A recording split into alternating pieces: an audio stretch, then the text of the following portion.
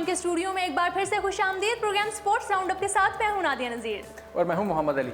जी हाँ नाज़रीन, Asia cup final कौन खेलेगा? एशिया कप फाइनल 2018 में जगह बनाने के लिए आज बांग्लादेश और पाकिस्तान की टीमें मद्दे मुकाबिल हैं और आज जो है वो अबू धाबी में सेमीफाइनल जो है वो एशिया कप का खेला जा रहा है। इन दोनों टीमों में से जो सी टीम जीतेगी वो 28 सितंबर को भारत के साथ फाइनल खेलेगी।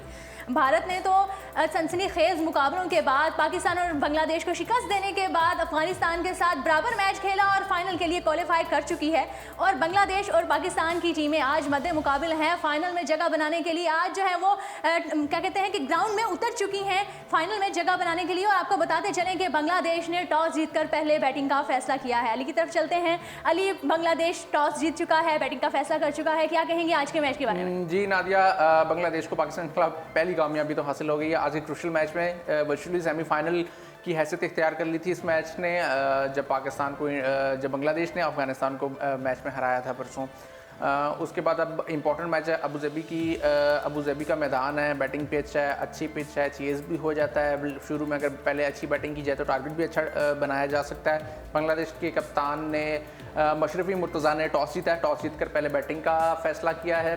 बांग्लादेश की टीम तमीम इकबाल के जाने की वजह से कुछ थोड़ा सा कमज़ोर दिखाई देती है, क्योंकि वो ओपनिंग बल्लेबाज थे और ओपनिंग बड़ी अच्छी करते थे, बड़े अच्छे रन्स बनाते थे, अच्छा स्टैंड दे देते थे, अच्छा ओपनिंग स्टैंड दे देते थे। लेकिन अपने हाथ की इंजरी की वजह से तमीम इकबाल पहले मैच के बाद ही टूर्नामेंट से बाहर हो गए थे।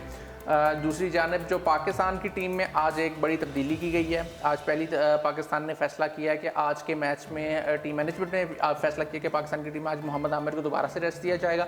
मोहम्मद आमिर की जगह जुनैद खान को टीम में शामिल करने का ऐलान किया गया था। जुनैद खान की शमूलियत काफ़ी अरसे बाद हो रही है टीम में।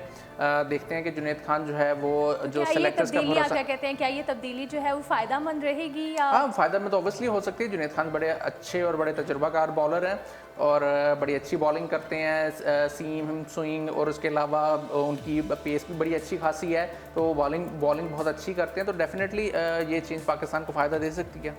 अच्छा, तो उनको पहले क्यों नहीं मैच में शामिल किया गया, अब क्यों किया गया? ऑब्वियसली पहले कहीं कॉम्बिनेशन नहीं बन रहा था। मोहम्मद आमिर भी थे, शाहीन शाह शिनवारी भी थे, वो भी लेफ्ट आर्म थे, बॉलर थे।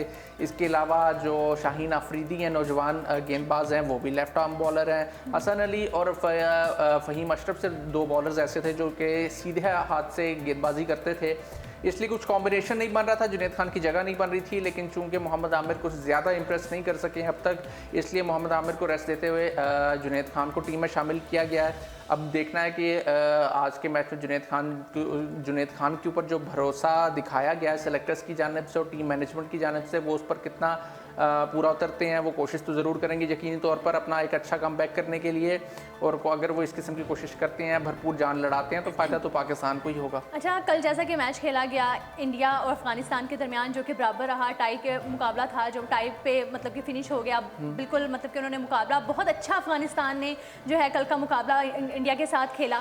और आप अच्छा मुझे ये क्या कहेंगे कि कल जो है वो तो टाई हो गया, लेकिन अगर आज का मुकाबला जो है, आज का मैच जो है वो भी टाई हो जाता है, बराबर हो जाता है, तो फिर क्या होगा? आज का मैच भी टाई हो जाता तो बज़ाहिर तो पाकिस्तान का रन रेट बांग्लादेश के खिलाफ अच्छा है, बेहतर है, इसलिए पाकिस्तान को ऑब्वियसली एज मिल जाएगा और पाकिस्तान फाइनल के लिए क्वालिफाई कर लेगा। जब तक कि कल के मैच की बात है, कल के मैच के बारे में तो ज़बरदस्त गेम खेली अफगानिस्तान ने। कल के जो उनके जो कप्तान थे, इंडिया के कप्तान रोहित शर्मा, उन्होंने कल रेस्ट किया था।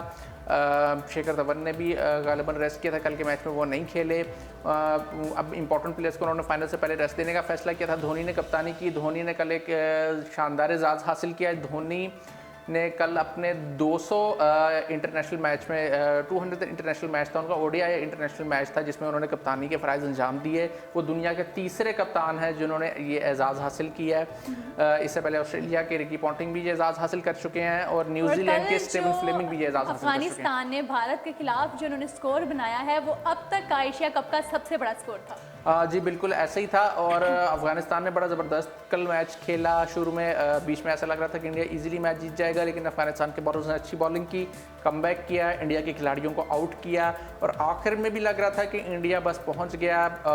रविंद्र जडेजा जो बहुत अच्छे बल्लेबाज हैं वो क्रीज पे मौजूद थे। बैक टू बैक जो उनकी 4 विकेट्स गिरी हैं उसके बाद जो है वो उसकी टीम जो है थोड़ी सी जो है वो कंफ्यूज कह लें कि हो गई थी या थोड़ी सी डर गई थी, जिसकी वजह से उनको थोड़ा सा मतलब कि वो मैच हारने में, या मैच हारे तो नहीं है, टाई हुआ है मुकाबला, लेकिन उन्होंने बहुत अच्छा स्कोर लेकिन दिया है। ऑब्वियसली आप इसको अफगानिस्तान की फतह करार दे सकते हैं। दुनिया की सबसे बेहतरीन ओडीआई टीम है। दूसरी जानब अफगानिस्तान जो के टॉप की आईसीसी की रैंकिंग में भी फिलहाल शामिल नहीं है टॉप 10 में, वो उसने मतलब कि दुनिया की सबसे बेहतरीन ओडीआई टीम को ओवरऑल अगर देखा जाए एशिया कप ओवरऑल जो उसने मैचेस खेले हैं वो बहुत अच्छे खेले हैं, परफॉर्मेंस बहुत अच्छी रही है। जितने भी माहिरीन क्रिकेट हैं या साबिक क्रिकेटर्स हैं वो और जो भी मतलब एक्सपर्ट्स हैं उनका यही कहना है कि अब तक अगर देखा जाए तो इस एशिया कप की जो सबसे बेहतरीन सबसे एक्साइटिंग टीम थी वो अफगानिस्तान साबित हुई। फाइनल के लिए वो क्वालिफाई नहीं कर सके बदकिस्मती से, लेकिन उन्होंने बहुत अच्छा खेला है।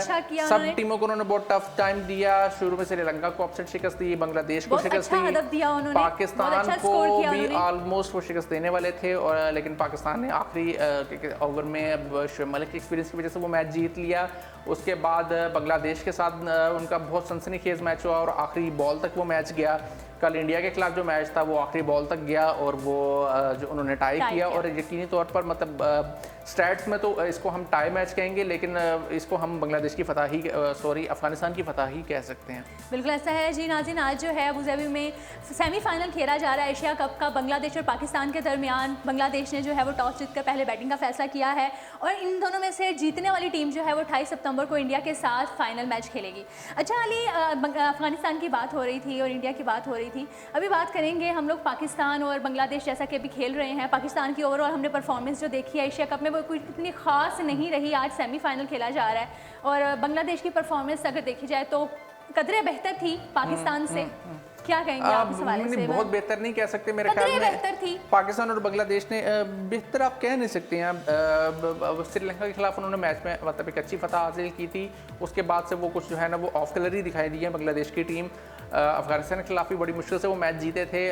आप कह सकते हो कि ये जो दोनों टीमें हैं पाकिस्तान और बांग्लादेश की टीम में आज जो मैच खेली है ये बड़ी हद तक जो है ना बैलेंस टीम है, बड़ी हद तक हम पल्ला टीमें हैं आप कह सकते हैं परफॉर्मेंस अगर पूरे एशिया कप में देखी जाए तो। वैसे तो पाकिस्तान को ऑब्वियसली एज रहेगा बांग्लादेश के ऊपर, लेकिन अगर एशिया कप की परफॉर्मेंस देखी जाए तो उस लिहाज से ये दोनों टीमें आज के मैच के लिए जो ये दोनों टीमें हैं वो काफ़ी हद तक हम पल्ला हैं।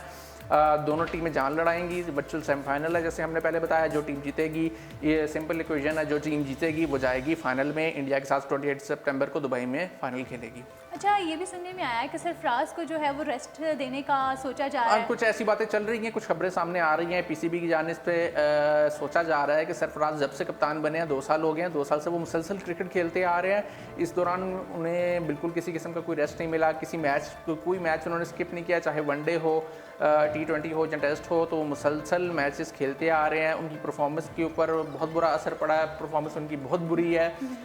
उसकी एक वजह ये भी हो सकती है कि शायद वो थकावट का शिकार हो, मुसलसल मैचेस खेल रहे हैं। तो पीसीबी इस बात पर गौर कर रहा है कि सिलेक्शन कमेटी खासकर इस बात पर गौर कर रही है कि सरफराज अहमद को जो ऑस्ट्रेलिया के खिलाफ होम सीरीज़ होगी जो कि UAE में ही होगी, उसके लिए जो है ना उन्हें रेस्ट दिया जाए। उनकी जगह मुमकिन तौर पर जो रिजवान अहमद है वो विकेट कीपर, उनको टीम में शामिल किया जा सकता है। ODI और T20 के लिए तो शोएब मलिक को कप्तान बनाया जा सकता है, जबकि टेस्ट मैचेस के लिए जो है वो अभी क्लियर नहीं है कि अगर सरफराज अहमद को रेस्ट दिया जाता है तो टेस्ट मैचेस में उनकी जगह कौन लेगा। मुमकिन तौर पर असद शफीक उनकी जगह ले सकते हैं, क्योंकि वो इस टाइम पाकिस्तान ए को भी लीड कर रहे हैं असद शफीक और नायब कप्तान भी हैं टेस्ट फॉर्मेट में। तो उनके इम्कान तो यही है कि वो टेस्ट अगर सरफराज को रेस्ट दिया जाता है तो टेस्ट मैचेस में वो पाकिस्तानी टीम की कप्तानी के फ़राइज़ जो हैं वो असद शफीक ही अंजाम देंगे।